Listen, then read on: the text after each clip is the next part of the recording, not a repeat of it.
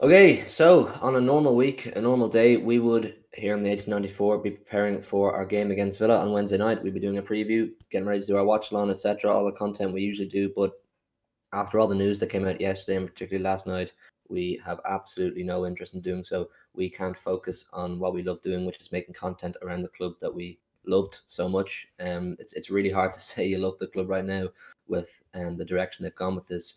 City and five other English clubs, along with a number of other clubs around Europe, have agreed to join this nightmare we never thought would come true of the European Super League.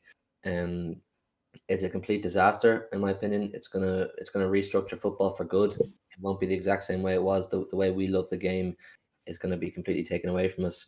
I've got Dara and Joe here with me, because we all wanted to have our say. We all want to give our thoughts. It's actually quite emotional, because you attach yourself to a club for so many years. You give so much of your money and so much of your time to have it literally thrown back in your face. And just before we hit record, we got some quotes from not specifically our board, but one of the board from one of the six clubs that joined the Super League, saying that um, the backlash from the fans and the opinions of the fans are secondary concerns and their secondary priorities.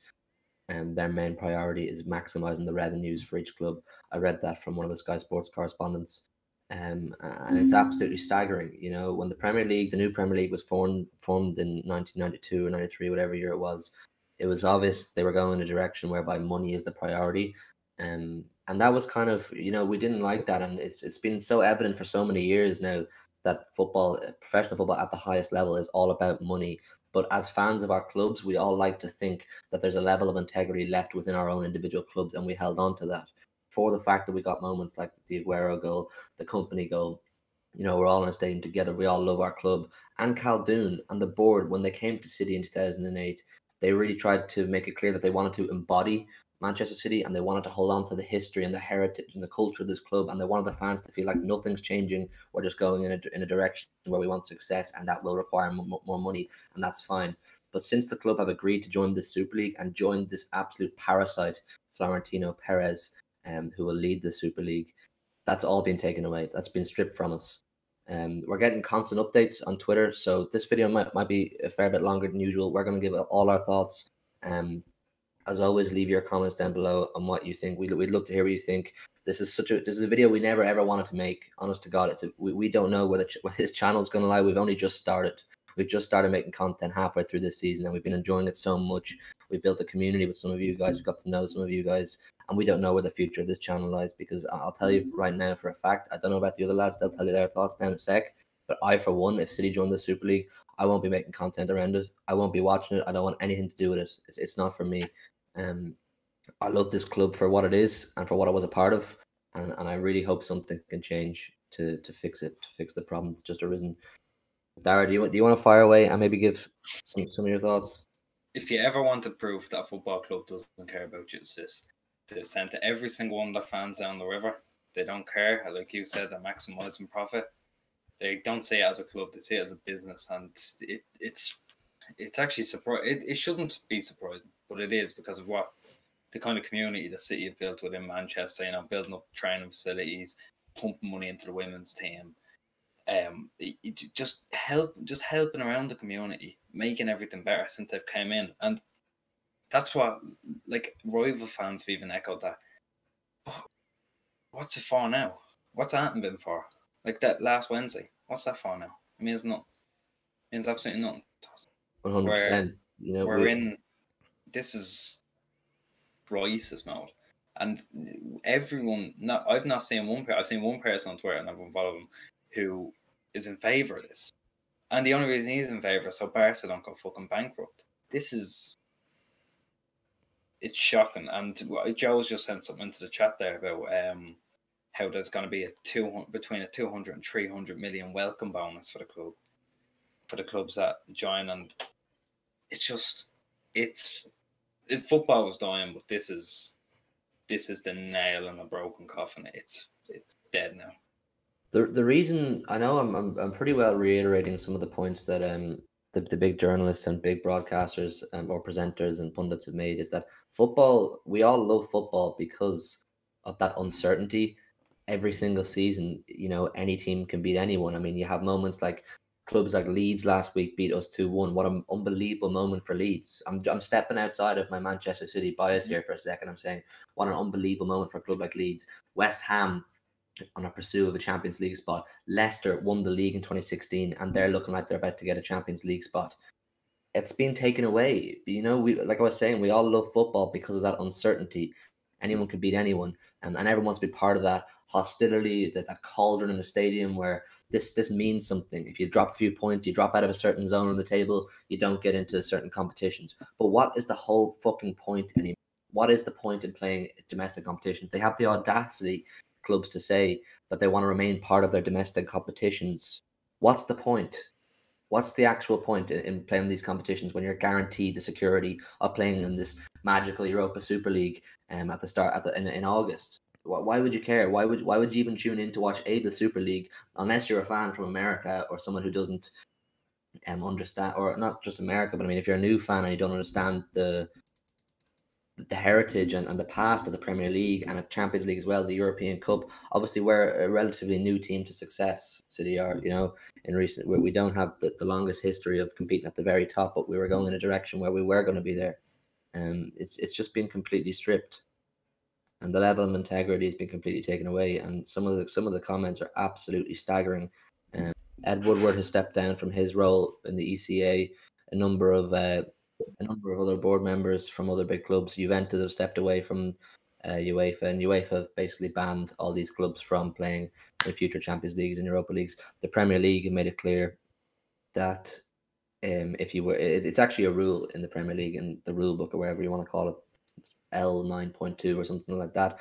I saw it on Sky Sports News last night that if you do form a breakaway league and do your own thing, you're banned from playing Premier League, and that's absolutely understandable. I fully agree with that, and these clubs need to be punished. If they do ever decide to come back, they should be punished by being sent down to the very bottom tier. They should have points taken off them right now, if not kicked out of the league right now. It's if the Premier League want any form of resolution to this and to regain any control, they're going to have to make a massive stance and really put some sanctions on these clubs, put some respect on the fans, the people who have built this league.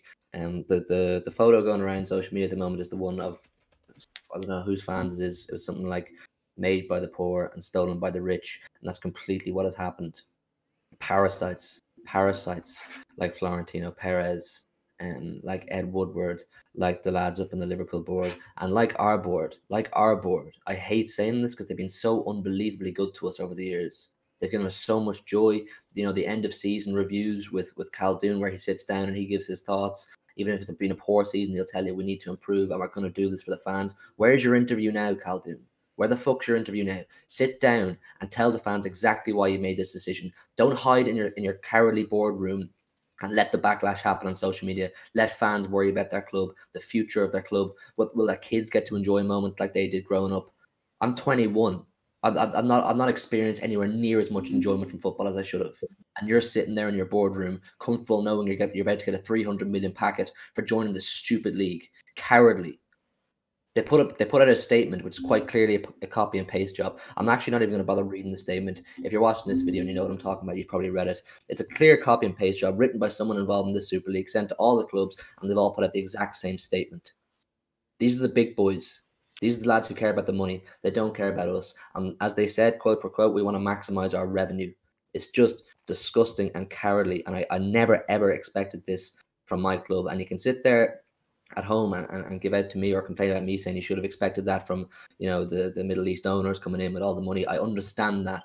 But they gave us such a false sense of hope that they were here to, yes, you know, put a lot of money into City and build us as a club.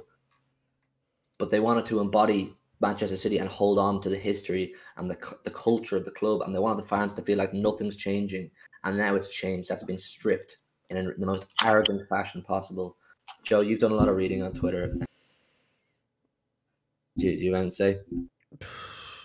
Well, this just proves that fans ultimately mean nothing. I mean, what was the quote about the fans? The fact that they view the older fans as legacy fans, and they're thinking of fans of the future. I mean, that's just a disgrace. It's Americans have taken over football, not just it's the American owners. They do view it as a brand. It's not a sport. It's not for the fans anymore. I can see this Super League not even being played in the real stadiums. I can see it being Dubai, America, you know, some places in Asia, all over the place, pay-per-view, like boxing. It's not football anymore. And the fact that they're even talking about staying in the domestic competitions but fielding weaker teams, because it means nothing anymore if they're going to be in this competition, because they're guaranteed spaces. So, genuinely, what's the point? I mean, I never hoped it'd come to this, but I genuinely do believe that teams that signed up to this should be removed from other competitions they're left in. So, you know, Carabao Cup final, that's just cancelled. FA Cup, you give it to Leicester. Champions League, give it to PSG.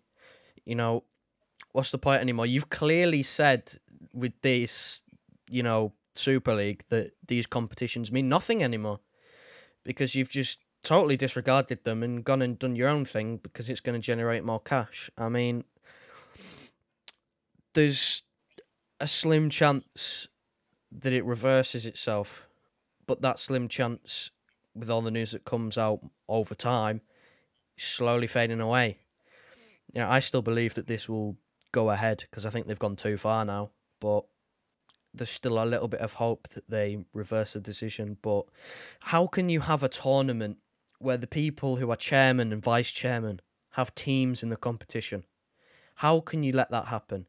That shouldn't be allowed to happen. You can't have a competition where team owners, team presidents, whatever you want to call them, also make the rules of the competition. Mm-hmm. Just to focus in on City for a sec, I want to point out some of the actions City have taken in the last 24 hours and the leaks they've put out to journalists, specifically just to let the fans know because they don't have the bollocks to do it themselves. The first is which, at what point did you think it was acceptable for a statement on the City page to be written by Joel Glazer?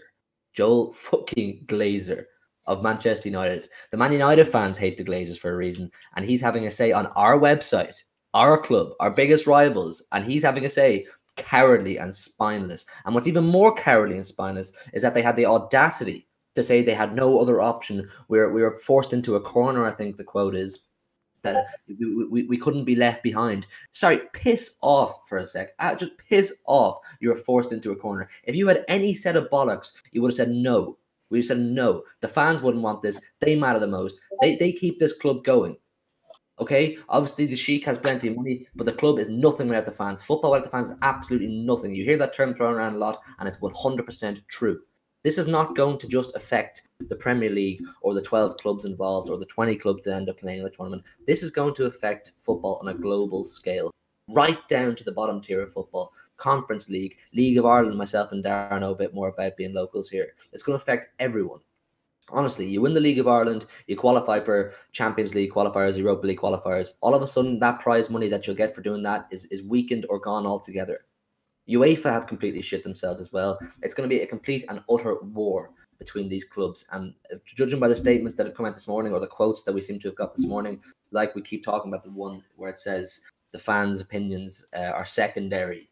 That is just, I feel ill reading that. Genuinely, I feel that's evil, absolutely evil. You're taking away what means so much to so many people, and you're basically giving us the two fingers right to our face and telling us you mean nothing. It's all about maximizing the revenue, and this is just it's only just beginning.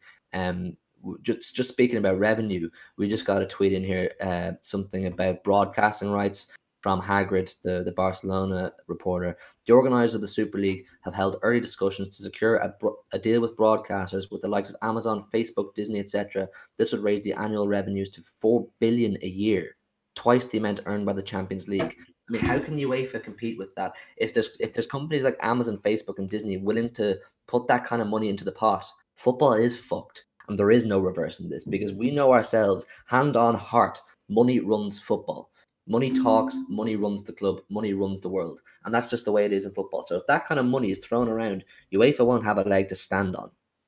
The only way this can be resolved is by people like me, Dara, Joe, and all of you watching this, however many it is. We don't care. We wanted to have our say, voice our opinions, and try to get everyone involved if possible, because this is necessary. We need to make as much noise as possible. We can't let this just filter out and the European Super League come into fruition. We all need to make a stance. I've seen photos of Liverpool fans already outside Anfield, and they've got some banners up on the rails reading stuff like "Shame on you," whatever it was. Yeah, LFC against European Super League. Shame on you, RIP LFC, whatever it is, to 2021. And I really, really hope that there's enough people in Manchester right now. Obviously, myself and Dara can't do it. We don't live there. I hope there's enough people who will go and make their voices heard. There needs to be protest. There needs to be backlash. The British government have said they don't want this to happen. But there's so much money and power within people like Florentino Perez, Woodward, the Glazers, all these people, and of course the Sheikh as well. I'm not going to sit here and say the Sheikh's a passenger or Khaldoon's a passenger in this whole saga. I firmly believe they back this. I firmly believe they want this. Forced into a corner, my bollocks. Fuck off. You weren't forced into a corner. You saw these 4 billion figures. You saw the 300 million packer for joining the league, and he said, I'll have a bit of that. The fans mean fuck all. You've shown your true colours, and we're going to show ours.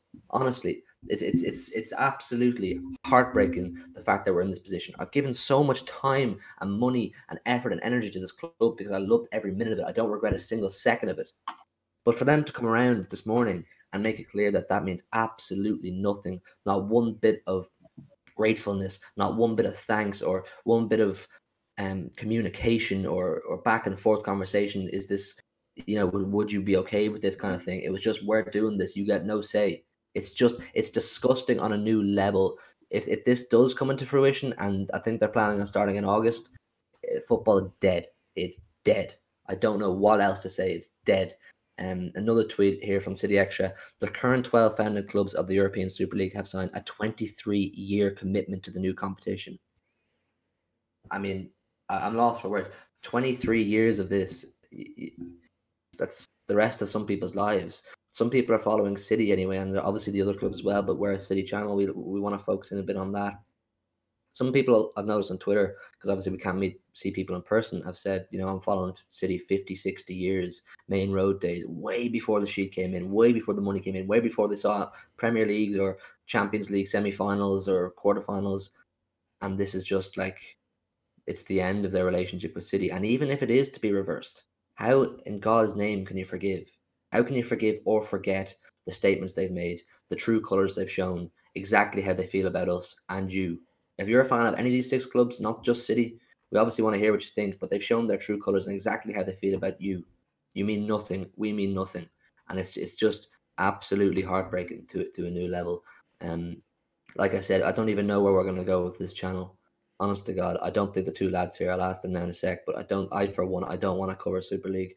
I don't want to cover Premier League if we're in the Super League. I'll always love this club and the memories I have with it, but I'll cut my ties. I'll cut my ties with the level of interaction I have with this club and the level of interest, because it's just, I don't know how you can forget this. I don't know how you can forgive it either. You don't. You don't forgive it. You can't forget any of this. They've just proven here that you're a set of numbers. There's no name to the fans. You're a number now. You bring in the money. You're the person who's giving them revenue, and there's no way I can forgive it. This Super League fall flat in its face. I won't care. I won't be a City fan. Not anymore.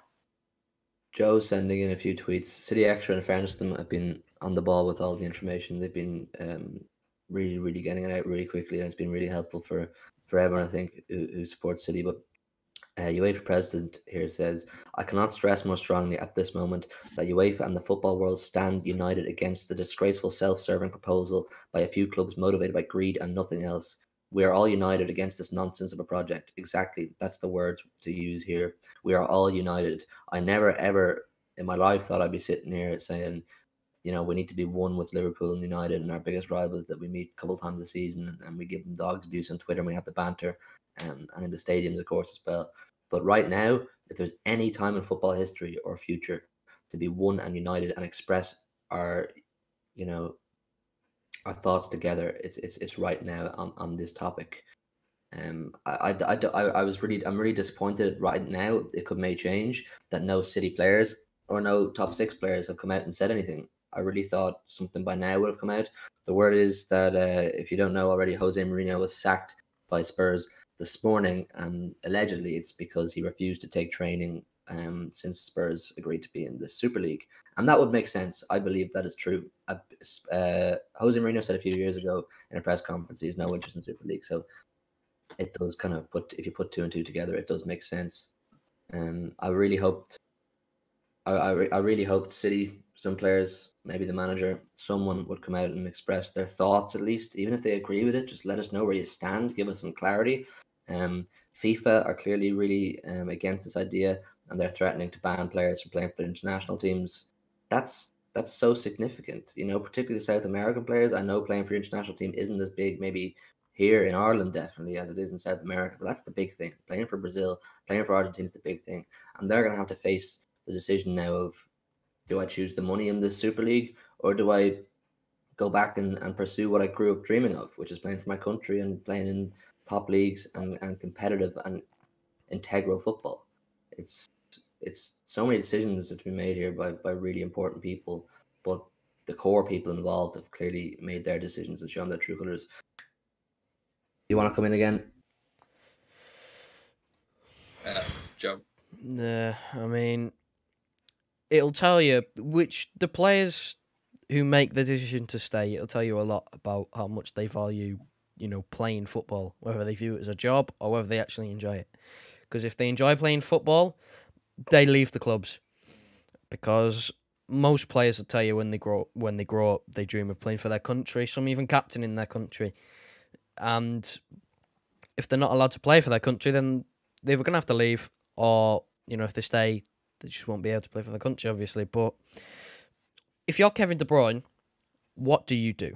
You've just signed a brand new contract extension, and now you're in a Super League.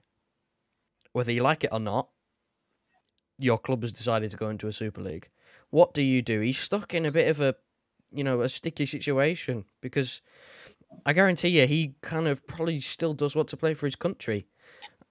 And, what does he do now? He can't just leave. He's just signed a new contract.